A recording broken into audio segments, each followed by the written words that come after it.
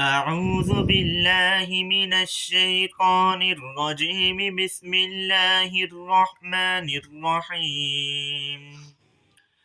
ولقد جعلنا في السماء بروجا وزيناها للناظرين وحفظناها من كل شيطان رجيم إلا من استرق السمع فأتبعه شهاب مبين.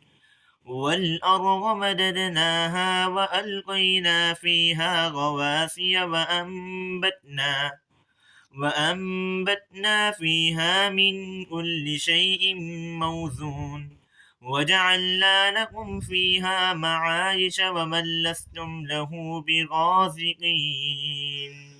صدق الله العظيم.